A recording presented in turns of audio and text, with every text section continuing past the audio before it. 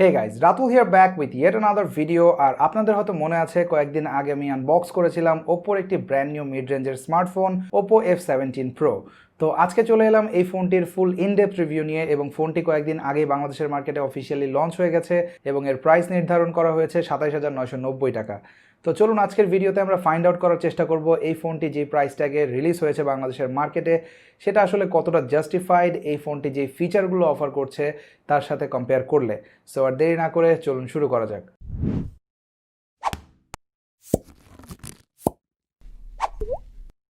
ওকে, তো unboxing and first impression video আমি already post করেছি আমার চ্যানেলে, সো আপনারা চাইলে সেটা দেখে আসতে পারেন যারা জানতে চান যে বক্সে কী কী পাচ্ছেন আপনারা OPPO F17 Pro এর সাথে।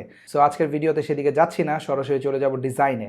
এবং টু বি অনেস্ট আমি যদি বলি এই ফোনটির কিন্তু ওয়ান অফ দ্য কি সেলিং পয়েন্ট আমার মতে এর ডিজাইন, কারণ যেমনটা আপনারা দেখতে পাচ্ছেন ফোনটির রেয়ার ডিজাইনটি বেশ চমৎকার, স্পেশালি এর যে রেয়ার ফিনিশ। সাধারণত আমরা এই বাজারের ফোনগুলোতে এই ধরনের ফিনিশ খুব একটা দেখি না এবং এটি দেখতে কিন্তু অনেকটাই ফ্রস্টেড গ্লাস ব্যাকের মতো, বাট আনফর্চুনেটলি এটি প্লাস্টিক।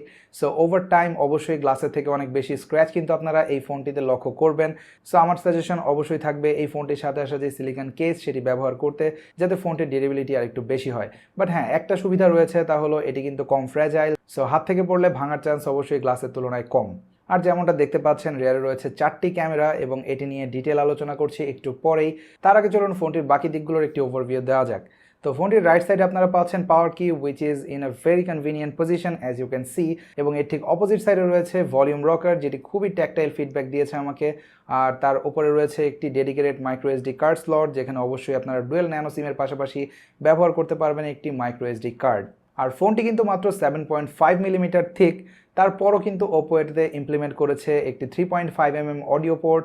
সো এটা ডেফিনেটলি অনেক কোম্পানির জন্য একটি লেসন হতে পারে যে তারা থিন ডিজাইনের কথা বলে ফোন থেকে হেডফোন জ্যাকগুলো রিমুভ করে নিচ্ছে ইভেন মিড রেঞ্জেও। সো এখানে ওপো ডেফিনেটলি একটি থামস আপ পাওয়ার দাবি রাখে।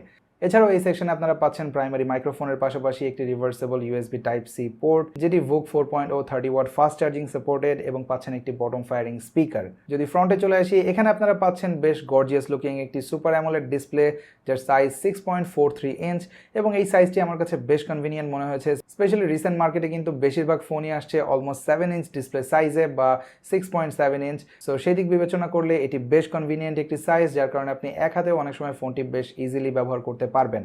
এছাড়া ডিসপ্লের কোয়ালিটির কথা যদি বলি, অ্যামোলেড ডিসপ্লে, সো আপনারা বুঝতে পারছেন কোয়ালিটি কেমন হতে পারে। It shows very punchy colours, আর তাছাড়া এর ভিউইং অ্যাঙ্গেলও কিন্তু বেশ ওয়াইড। সো আপনারা যারা মিডিয়া প্রেমী রয়েছেন তারা এতে বেশ ভালোভাবে এনজয় করতে পারবেন যে কোনো ধরনের কন্টেন্ট বা গেমিং। আর সেটিকে আরেক ধাপ এগিয়ে নিতে এতে আপনারা পাচ্ছেন wide vine security level 1 support. So এতে আপনারা এইচডি কন্টেন্ট উপভোগ করতে পারবেন নেটফ্লিক্স বা অ্যামাজন প্রাইমে। আর এই ডিসপ্লেটি কিন্তু HDRও সাপোর্টেড। সো বুঝতেই পারছেন মিডিয়া প্রেমীদের জন্য ডেফিনেটলি এই ডিসপ্লেটি একটি পাওয়ার হাউস। বাট ডিসপ্লে সেকশনে যে ব্যাপারটি আমার কাছে সব থেকে ডিসঅ্যাপয়েন্টিং লেগেছে তা হলো এর রেগুলার 60 হার্জের প্যানেল। বর্তমানে কিন্তু এই রেঞ্জের অনেক ফোনে আমরা দেখতে পাচ্ছি তারা 90 হার্জের ইভেন 120 হার্জের ডিসপ্লে ইমপ্লিমেন্ট করছে, সেখানে এটাতে রয়েছে রেগুলার 60 হার্জের প্যানেল। যদিও এটা হয়তো অনেক বেশি মানুষ বদার্ড হবে না, বা যারা প্রিভিয়াসলি হাই রিফ্রেশ রেটের কোনো ডিসপ্লে ব্যবহার করেনি তাদের কাছে এটা হয়তো খুব বড় কোনো ম্যাটার না, তারা এই ফোনটিতে বেশ চমৎকারভাবে ইউজ টু হয়ে যাবেন। বাট আমরা যারা হাই রিফ্রেশ রেটের ফোন ব্যবহার করেছি প্রিভিয়াসলি, তাদের কাছে আমার মনে হয় এই জিনিসটা ডাইজেস্ট করা একটু কষ্টসাধ্য হবে, কারণ 60 হার্জ পার্সোনাল ইউসেজে আমার কাছে জপই মনে হয়েছে। এছাড়া ডিসপ্লে সেকশনে আর তেমন কোনো মেজর ইস্যু আমি পাইনি, ব্রাইটনেসও বেশ ভালো ছিল আউটডোর ভিজিবিলিটির জন্য। সো যারা হাই রিফ্রেশ রেট নিয়ে খুব একটা বদার্ড না তারা এটা ইজিলি কম্প্রোমাইজ করতে পারেন। ফোনটিতে থাকছে কোয়াড ক্যামেরা সেটআপ, যেমনটা আপনারা রেয়ারে দেখতে পাচ্ছেন, যেখানে প্রাইমারি ক্যামেরাটি দেওয়া হয়েছে 48 মেগাপিক্সেলের, যার aperture f1.8। And to be honest ওপোর রিসেন্ট ক্যামেরা ইমপ্লিমেন্টেশনগুলো আমি বেশ ফ্যান হয়ে যাচ্ছি। তারা কিন্তু যথেষ্ট ভালো আউটপুট প্রোভাইড করছে, স্পেশালি তাদের এই মিড রেঞ্জ সেগমেন্টে, এবং এই ফোনটিও তার ব্যতিক্রম না। এতে আপনারা চমৎকার প্রসেসিং পাবেন, যেখানে কালার রিপ্রোডাকশন বেশ নিউট্রাল, এবং এর যে প্রাইমারি ক্যামেরার result most of the cases dynamic range দিচ্ছিল বেশ অসাধারণ, আর পিকচারের ওভারঅল ডিটেলও যথেষ্ট পরিমাণে ছিল। সো আমার মনে হয় ডে লাইটে এর রেজাল্ট দেখে যে কেউ ইমপ্রেসড হবেন। আর তাছাড়া এর যে 8 মেগাপিক্সেলের আলট্রা ওয়াইড ক্যামেরাটি রয়েছে সেটির ডিটেল এক্স্যাক্টলি 48 মেগাপিক্সেল প্রাইমারি ক্যামেরার মতো না হলেও যথেষ্ট ভালো ছিল, যেটা আপনি ইজিলি চালিয়ে নিতে পারবেন। তবে কালার রিপ্রোডাকশনের ক্ষেত্রে দুটো ক্যামেরা সাইড বাই সাইড রাখলে আপনি অলমোস্ট সিমিলার কালার রিপ্রোডাকশন দেখতে পাবেন, যেটা খুবই পজিটিভ একটা সাইড এই ধরনের মিড রেঞ্জের ফোনে। এছাড়াও 2 মেগাপিক্সেলের আরও দুটি AI কালার লেন্স পাচ্ছেন, যেটি আমার কিছুদিন আগে রিভিউ করা ওপো রেনো 4 এর মতো এটাতেও বেশ চমৎকার কিছু ফিচার ইমপ্লিমেন্ট করতে সহায়তা করছে। যেমন এতেও আপনারা রেনো 4 এর মতো পেয়ে যাচ্ছেন AI কালার পোর্ট্রেট এবং night flare portrait. AI colour portrait যেটা করে বেসিক্যালি সাবজেক্টকে কালারফুল রেখে বাকি ব্যাকগ্রাউন্ডটা সাদা কালো করে দেয়, যেটা বেশ ক্রিয়েটিভ লাগে দেখতে, specially out of the camera এই ধরনের রেজাল্ট বেশ ইমপ্রেসিভ ছিল। আর যেমনটা দেখতে পাচ্ছেন রেগুলার নাইট মোডের পাশাপাশি এতে আপনারা পাচ্ছেন নাইট ফ্লেয়ার পোর্ট্রেট, যেখানে ব্যাকগ্রাউন্ডের যে লাইটগুলো রয়েছে সেটি আর্টিফিশিয়ালি কিছুটা বোকে বা রাউন্ডিশ করে ফেলে, যেটা দেখতে কিন্তু বেশ চমৎকার লাগে, স্পেশালি ডিএসএলআর একটা ভাইব দেয় ছবিগুলো। সো সেটিও আমার মতে এই F17 Proতেও বেশ চমৎকার ইমপ্লিমেন্টেশন ছিল ওপোর তরফ থেকে। সো আপনারা যারা এই ধরনের ছবিগুলো পছন্দ করেন তারা অবশ্যই অনেক বেশি এনজয় করবেন এই ফোনটি দিয়ে ছবি তুলতে।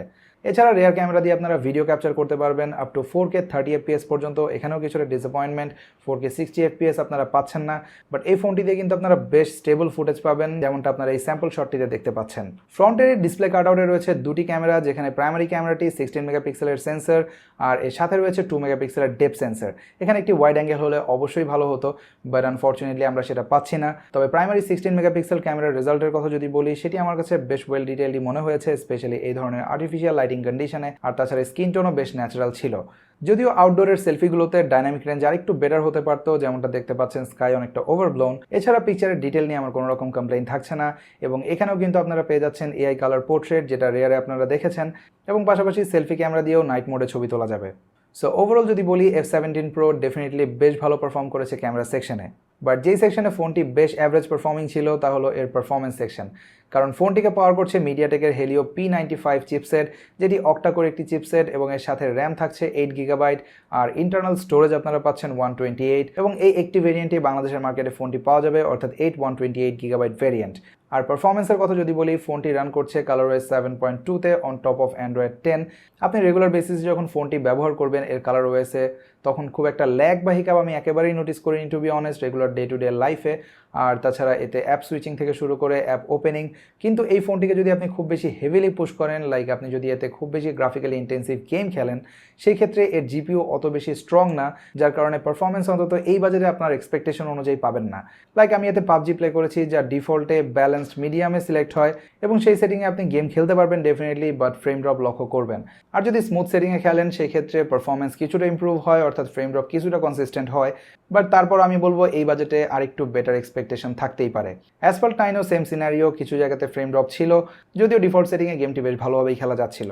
সো ওভারঅল যদি সাম আপ করি এর পারফরমেন্স নিয়ে, তাহলে এই ফোনটি অবশ্যই গেমারদের জন্য না, এবং ওপো এই ফোনটি আসলে গেমারদের টার্গেট করে বানায়নি। এই ফোনটির মূল টার্গেট যারা মিডিয়া প্রেমী রয়েছে, বা যারা ফোনে সোশ্যাল মিডিয়া ব্রাউজ করে বা খুব বেশি ছবি তোলে, তাদের জন্য ফোনটি বেটার সুটেড হবে। আর সেই ইউজারদেরকে আপ অ্যান্ড রানিং রাখতে ফোনটির সাথে আসছে কিন্তু 30 ওয়াটের VOOC 4.0 ফাস্ট চার্জার, যেটা দিয়ে মাত্র 30 মিনিটস আপনি ফোনটি 50%-এর মতো চার্জ করে ফেলতে পারবেন। এর 4000 mAh ব্যাটারি, এবং সেটি আমাকে বেশ ভালো ব্যাটারি লাইফও দিয়েছে।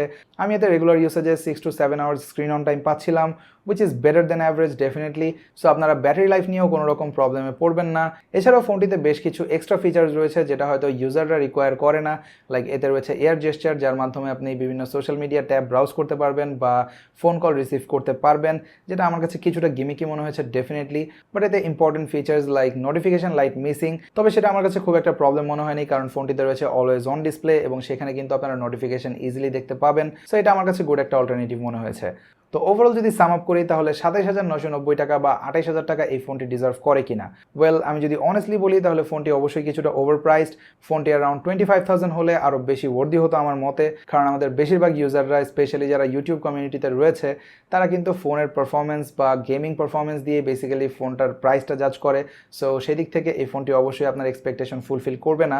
বাট যারা খুব বেশি গেম খেলেন না এবং ওভারঅল একটি বেটার লুকিং ফোন চাচ্ছেন with better camera and battery life, I think তাদের জন্য ফোনটি ভালো চয়েস হতে পারে।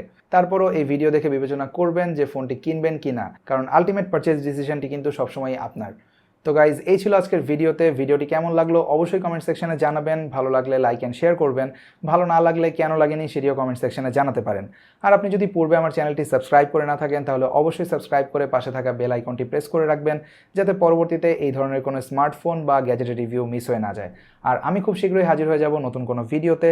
তো সে পর্যন্ত সবাই অনেক অনেক ভালো থাকবেন, সুস্থ থাকবেন। আল্লাহ হাফেজ।